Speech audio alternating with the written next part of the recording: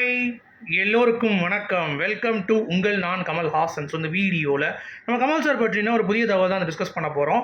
So வீடியோக்குள்ளே போகிறதுக்கு முன்னாடி நம்ம சேனலுக்கு நீங்கள் வந்து புதுசாக இருந்தீங்கன்னா கண்டிப்பாக சப்ஸ்கிரைப் பண்ணிக்கோங்க, வீடியோ மறக்காமல் லைக் பண்ணிக்கோங்க. இப்போ நம்ம வீடியோக்குள்ளே போகலாம்.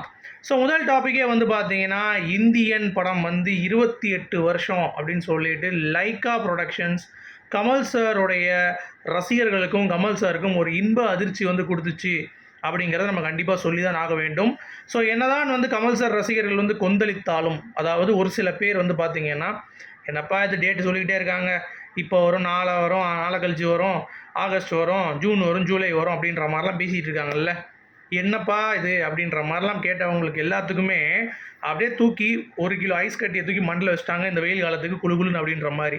ஸோ கமல் சார் வந்து இந்தியன் படத்துக்கு வந்து அவார்டு வாங்க வரும் பொழுது அப்படியே அதை எடுத்து கட் பண்ணி அனிருத்தோட அதை பிஜிஎம்ஐ மெர்ஜ் பண்ணி கம்பேக் இந்தியன் அப்படின்ற மாதிரி பாட்டை போட்டு விட்டு சும்மா குஷிப்படுத்திட்டாங்க. அது மட்டும் இல்லாமல் கமல் சார் வந்து பழைய இந்தியனில் இருக்கக்கூடிய அந்த ஒரு ஸ்டில்லும் புது இந்தியனில் இப்போ இந்தியன் 2 இருக்கக்கூடிய ஒரு ஸ்டில்லையும் வந்து பார்த்திங்கன்னா அப்படியே மெர்ஜ் பண்ணி சும்மா ஒரு வேறு லெவலில் வந்து பண்ணிட்டாங்க அப்படிங்கிறது தான். எதுக்கு பாது அப்படின்ற மாதிரி நமக்கு வந்து யோசித்தாலும் இன்னும் இந்தியன் 2 உடைய ஷூட்டிங் வந்து பார்த்திங்கன்னா கொஞ்சம் இருக்குது அப்படிங்கிறது தான் வந்து யதார்த்தமான உண்மை.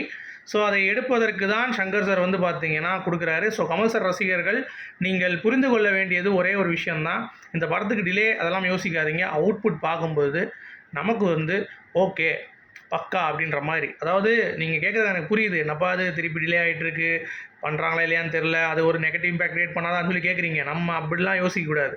பக்காவான ப்ராடக்டா அது வர்ற வரைக்கும் நம்ம வந்து கண்டிப்பாக வெயிட் பண்ணுவோம் அப்படிங்கிறத நம்ம வந்து சொல்லிக்கலாம். அது மட்டும் இல்லாமல் இந்தியன் செய்த சில சாதனைகள் அப்படிங்கிறதை பற்றி ஒரு ஆர்டிக்கலும் வந்து ரிலீஸ் ஆகிருக்கு. அதில் வந்து பார்த்திங்கன்னா, தமிழ்நாடு மும்பையில் 175 நாட்களுக்கு மேல் ஓடின ஒரு திரைப்படம் தான் இந்தியன். அடுத்து வந்து ஆந்திரா, கேரளா, கர்நாடகா இதில் 100 நாட்களை தாண்டி இந்த படம் வந்து ஓடி இருக்குது. மலேசியா, கனடாவில் 50 நாட்கள் தாண்டி ஓடி இருக்குது. அது மட்டும் இல்லாமல் இந்த படம் வந்து ஆஸ்கார் பரிந்துரை எத்தனை பேர் தெரியும் அப்படிங்கிறது தெரில, அது ஒன்று. அப்புறம் 50 கோடி ரூபா கலெக்ஷன் ஆன முதல் தமிழ் திரைப்படம் அப்படின்ற அந்த ஒரு ரெக்கார்டும் வந்து பார்த்திங்கன்னா வச்சிட்டாங்க. ஸோ ஹிந்தியில் நீங்கள் யோசிச்சு பாருங்கள், 170 நாட்கள்னால் இப்போ இந்தியன் 2 இம்பேக்ட் வந்து எந்த அளவுக்கு இருக்கும், ஹிந்துஸ்தானி 2 இம்பேக்ட் வந்து நார்த் இந்தியாவில் எந்த அளவுக்கு இருக்கும் அப்படின்ற ஒரு விஷயம் இருக்குல்ல. ஸோ அதெல்லாம் வந்து நமக்கு வந்து ஒரு கூஸ்பம்ஸ் மொமெண்ட்டாக இருக்குது அப்படிங்கிறது தான். ஸோ ஸ்பெஷல் போஸ்டராக ரிலீஸ் ஆயிருந்துச்சு. அப்புறம் காஜல் அகர்வால் வேறு வந்து பார்த்திங்கன்னா ஒரு நகைக்கடை திறப்பு விழாவுக்கு வந்து போயிருந்தாங்க. ஸோ அதில் அவங்களுக்கு கொஞ்சம் மூஞ்செல்லாம் வீங்கி இருந்துச்சு. அப்போ வந்து கேட்டாங்க என்ன ஆச்சு அப்படின்னு சொல்லி கேட்குறப்ப, பிளாஸ்டிக் சர்ஜரி பண்ணியிருக்கீங்களான்னு கேட்குறப்ப, அதெல்லாம் இல்லை, கொஞ்சம் ஒரு மாதிரி எனக்கு ட்ரீட்மெண்ட் போயிட்டுருக்குன்னு சொன்னாங்க. ஸோ இந்தியன் 2 என்ன ஆச்சு அப்படின்னு சொல்லி கேட்குறப்ப அவங்க சொன்னாங்க, இன்னும் கொஞ்ச நாள் தானேப்பா, வெயிட் பண்ணுங்கள், இட்ஸ் ஒர்த் அ வாட்ச் அப்படின்ற ஒரே ஒரு வார்த்தை தான். ஏன்னா அவங்களுக்கும் அந்த படத்தில் வந்து நிறைய எஃபர்ட்டிங் பயங்கரம் வந்து போட்டிருக்காங்க. எஃபர்ட் அப்படிங்கிறது நம்ம எல்லாத்துக்கும் தெரிஞ்ச விஷயந்தான். ஸோ அதனால் அவங்களும் வந்து அதை சொன்னது அப்படிங்கிறது வந்து ஒரு கூடுதல் இதுக்கு வந்து ஒரு பலமாக இருந்தது அப்படிங்கிறது பார்க்க முடியுது. அடுத்து உத்தம வில்லன் நாளை பேச்சுவார்த்தை தேதி குறிச்சாச்சு. கமல் சார் கண்டிப்பாக வரணும் அப்படின்ற ஒரு அழைப்பும் விடுக்கப்பட்டிருக்கு. ஸோ கமல் சார் சென்னையில் தான் இருக்கார் அப்படின்றதுனால ஒரு பிரச்சனையும் கிடையாது. ஸோ தயாரிப்பாளர் சங்கங்கள் இதில் போயிட்டு அங்கே போய் அவருடைய கருத்தை சொல்லிவிட்டு வரலாம். ஸோ நாளைக்கு ஒரு என்ன செய்தி அப்படிங்கிறது, கமல் சார் என்ன சொல்கிறார் அப்படிங்கிறதும் ஒரு விஷயம் வந்து இருக்குது அப்படிங்கிறது தான். சரி, தக் லைஃப்பில் எஸ்டிஆர், விக்ரமில் சூர்யா இந்த மாதிரி நடித்த உடனே சூர்யா தான் கமல் சாருக்கு வாழ்க்கை கொடுத்தது. சிம்பு கமல் சார் கிட்ட நடிப்பு மிஞ்சிருக்கார், பார்க்குறியா இந்த படத்தில் பார் மிஞ்சுவார், அவருக்கே தண்ணி கட்டுவார் அப்படின்ற மாதிரி நிறைய பேர் வந்து வாண்டடாக வண்டியில் ஏறினோடனே கமல் சார் ரசிகர் டென்ஷன் ஆகிட்டாங்க. டேய் நீங்களே சும்மா இருந்தீங்க, நான் உங்களுக்கு ரோலெக்ஸ்னு வந்து கொடுத்துட்டு இது வரைக்கும் வந்து நீங்கள் இல்லாத அளவுக்கு உங்களுக்கு மிரட்டி ஒரு பாயிண்ட் ஆஃப் வியூ ஏற்றி விட்ருக்கோம்.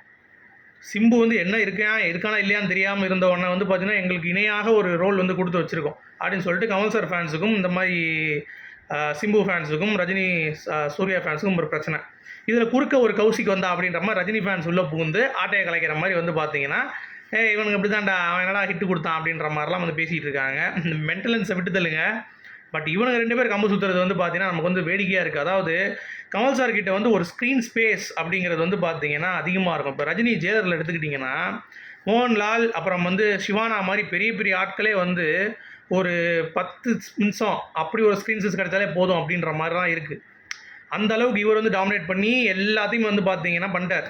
ஆனால் கமல் சார் விக்ரம் பாருங்களேன், எல்லாத்துக்குமே நீட்டாக இருக்கும். அதாவது ஒரு சின்ன கேரக்டர் பண்ணக்கூடிய அந்த ஏஜென்ட் ஒருத்தவங்க வருவாங்கல்ல ஏஜென்ட் டீனா, அவங்களுக்கு கூட அந்த ஒரு ஸ்பேஸ் வந்து கொடுத்துருப்பாரு கமல் சார். ஸோ அதுதான் கமல் சார் ரஜினிக்கும் அதில் ஒரு வித்தியாசம் அப்படிங்கிறதை புரிந்து கொள்ள வேண்டும். ஸோ அதனால தான் கமல் சார் வந்து பார்த்தீங்கன்னா இப்போ மட்டும் கிடையாதுங்க, அது எப்போ இருந்தே அப்படி தான். குருதி புனலில் அர்ஜுன் கொடுக்கலையா அவர், எல்லாத்துக்கும் எவ்வளோ ஒரு ஸ்பேஸ் வந்து கொடுத்து பண்ணிடுறாரு. ஏன் ரஜினிகாந்த் கொடுக்கலையா அவர் கூட நடித்த படங்களில்? நீங்கள் யோசிச்சு பாருங்கள், வேறு எங்கே நம்ம போனோம்? அதுவே மென்டலன்ஸுக்கு வந்து புரிஞ்சால் அவனுங்க அமைதியாக இருப்பானுங்க அப்படிங்கிறது தான் பாயிண்ட்டு. இந்த சின்ன பசங்கள்லாம் ஓரமாக போய் விளாடுங்கப்பா அப்படின்ற மாதிரி தான் இருந்துச்சு. கமல் ஃபேன்ஸ் கிட்ட வந்து சூர்யா ஃபேன்ஸ் மோதுறதா இருக்கட்டும், அப்புறம் சிம்பு ஃபேன்ஸ்லாம் சில்ட்ரன்லப்பா போங்கப்பா போய் ஓரமாக போய் விளையாடுங்க அப்படின்ற மாதிரி தான் ஒரு ஃபீல் வந்து கண்டிப்பாக கொடுக்குது அப்படிங்கிறது தான். அடுத்து ரஜினி ஃபேன்ஸ் இன்னொரு கேள்வி கேட்குறாங்க, இளையராஜா பாருப்பா ரஜினிகாந்தோடைய கூலி படத்துக்கு மட்டும் கொடுத்துட்டாரு ஸ்ட்ரைக் நோட்டீஸ், நீங்கள் வந்து இதுக்கு மட்டும் கொடுக்கல கமல் சாரோடைய விக்ரம் படத்துக்கு, என் கமல் சாரோட நீங்கள் கோசா அப்படின்ற மாதிரி. டே லூஸுங்களா, இதுக்கு தான் எங்களுக்கு மென்டல் பேர் வச்சுருக்காங்க. கமல் சாருக்கும் சேர்த்து தான் அந்த நோட்டீஸ் வந்து அனுப்பப்பட்டிருக்கு, விக்ரம் படத்துக்கும் அனுப்பப்பட்டிருக்கு, லோகேஷ் அவர்களுடைய படத்துக்கு அனுப்பப்பட்டிருக்கு அப்படிங்கிறது தெரியாமே இவங்க வந்து உலகிட்டு இருக்கானுங்க அப்படிங்கிறது தான். பட் கமல் சார் அடுத்து பேசி இளையராஜா கிட்டே ஏதோ ஒரு கன்வின்ஸ் பண்ணி அது வந்து முடிஞ்சு போச்சு. தில்லு இருந்தால் ரஜினி சாரும் வந்து நம்ம லோகேஷும் பேசட்டும், பேசி முடிக்கிட்டோம், அதுக்கு இப்போ வந்து கொண்டு வந்துட்டு இருக்கீங்க அப்படின்ற மாதிரி தான் நமக்கு தோணுது. அடுத்து கல்கி 2898 பொறுத்த வரைக்கும் வந்து பார்த்தீங்கன்னா எஸ்.எஸ். ராஜமௌலி அவர்கள் நிறைய விஷயங்களில் வந்து உள்ளே வந்திருக்கார் அப்படிங்கிறத ஒரு ரோல் பண்ணுறாரு இதில். அது மட்டும் இல்லை ரைட்டிங்கில் வந்து ஹெல்ப் பண்ணியிருக்காராம். ஸ்க்ரீன் பிளே ரைட்டர் அவங்களுக்கு நல்லா தெரியும், அவர் வந்து பயங்கரமாக பண்ணுவார்ன்ட்டு. இந்த ஸ்கிரிப்டை கொடுத்து அவர் எழுத சொன்னோன்னே இவருக்கு வந்து முடியவே இல்லையா ராஜமௌலிக்கு, என்னடா இப்படி இருக்குது இந்த ஸ்டோரி, செமையாக பிடிச்சிருக்கு அப்படின்ற மாதிரி நாகார்ஜுன அவர்களை வந்து பாராட்டி கமல் சாரோடைய அந்த ரோலை பார்த்துட்டு மிரண்டாராம். ஐயோ ஷா இவர் இப்படிப்பட்ட ரோலா அப்படின்ற மாதிரி. ஸோ கண்டிப்பாக ராஜமௌலிக்கு வந்து இதுக்காகவே டெல்லியில் போய் ஒரு தடவை மீட் பண்ணியிருக்காரு கமல் சாரை பார்த்துட்டு, அந்த கதை சொன்னாங்க அப்படின்ற மாதிரி தான் ரூமர் போச்சு. பட் என்னன்னு தெரியல. But கல்கியில் SS. ராஜமௌலி ஒரு வெயிட்டேஜ் அப்படிங்கிறது தான். அப்புறம் தக் லைஃப் அலி ஃபாசல் அப்படின்னு சொல்லிட்டு ஒருத்தர் வந்து உள்ளே ஜாயின் பண்ணுறாரு. அவர் வந்து இன்றைக்கி புகழ்ந்துட்டார், மணிரத்னம் மாதிரி ஒரு டேரக்டர்கிட்ட ஒர்க் பண்ணுறது நான் கொடுத்து வச்சுருக்கணுங்க, அதுவும் கமலஹாசன் அவர்கள் மாதிரி ஒரு ஆக்டர்கிட்ட வந்து ஸ்க்ரீன் ஸ்பேஸ் ஷேர் பண்ணுறது அப்படிங்கிறது சாதாரண நடக்குமா, எனக்கு கொடுத்த வாய்ப்பு கொடுத்த எல்லாத்துக்கும் நன்றி அப்படின்ற மாதிரி அவர் சொல்லியிருக்காரு. அவர் வந்து ஒரு பாலிவுட் ஆக்டர். அடுத்து வந்து நம்ம பங்கஜ் திருப்பதி வந்து பண்ணுறாரு, அவரும் வந்து ஒரு சூப்பரான நடிகர், அவரும் தக் லைஃப்பில் ஒரு ரோல் பண்ணுறாரு அப்படிங்கிறது பார்க்க முடியுது. ஸோ 60 கோடி ரூபா ஓவர்சீஸ் பிஸ்னஸ் அப்படிங்கிறது தெரியுதும். துல்கருக்கு பதிலாக எஸ்டிஆர், ஜிஎம் ரவிக்கு பதிலாக நம்ம அசோக் செல்வன் வந்திருக்காங்க அப்படிங்கிறது நம்மளால் வந்து பார்க்க முடிஞ்சிச்சு. சரியா, சரி ஓகே, வெயிட் பண்ணி பார்ப்போம். அடுத்து இந்த தினம் மலர் சும்மா இல்லாமல் இன்றைக்கி காலையில் ஒரு நியூஸ் போட்டாங்க, ஆகஸ்ட்டில் இந்தியன் 2 ரிலீஸ் அப்படின்ட்டு கொந்தளிச்சிட்டாங்க கமல் சார் ஃபேன்ஸ். திட்டி தினமலரை போட்டு கிழிச்சு எடுத்துட்டாங்க கமல்ஹாசன் ரசிகர்கள். உடனே அந்த ஆர்டிக்கலே தூக்கிட்டு ஓடிட்டாங்க. அது 404 நாட் ஃபவுண்ட் அப்படின்ற மாதிரியே வந்துருச்சு. ஏன்டா உங்களுக்கு இந்த எத்து போன பொழப்பு அப்படின்ற மாதிரி தான் இருந்துச்சு. சில பேர் ஃபோன் பண்ணி, டே நாங்கள் ஏற்கனவே காண்டில் இருக்கோம், நீ இதுவே ஆகஸ்ட்டு என்னடா நீ செப்டம்பர் விட்டு அடுத்த வருஷம் சொல்லுவோம் போல அப்படின்னு சொல்லிட்டு பயங்கரம் வந்து பார்த்தீங்கன்னா கிழிச்சு விட்டாங்க அப்படிங்கிறது தான். அடுத்து வந்து நம்ம பாலையா உடைய ஃபேமிலி இன்றைக்கி ஒரு இன்டர்வியூ கொடுத்துருந்தாங்க. அதில் வந்து கமல் சாரை பற்றி பேசியிருந்தாங்க. அதாவது பாலையாவுக்கும் கமல் சாருக்கு இருக்கக்கூடிய அந்த ஃப்ரெண்ட்ஷிப்பு, கமல் சார் கார் வாங்கினா கூட பாலையாட்ட சொல்லி இது பண்ணோம், நிறைய கதைகள் வந்து பேசியிருக்காங்க ரெண்டு பேரும் அப்படின்ற மாதிரிலாம் வந்து பேசியிருந்தாங்க. அது வந்து செமையாக இருந்தது. அது மட்டும் இல்லாமல் இன்றைக்கி சாய் பல்லவி அவர்களுடைய பர்த்டே. அமரன் டீம்லேருந்து ராஜ்கமல் இன்டர்நேஷ்னல் நிறுவனம் கமல் சாரோடைய ப்ரொடக்ஷன் ஹவுஸும் சோனி ரெட்டியும் சேர்ந்து ஒரு போஸ்டர் வந்து ரிலீஸ் பண்ணியிருக்காங்க சாய் பல்லவிக்கு. ரொம்ப க்யூட்டாக இருக்காங்க பார்க்குறதுக்கு.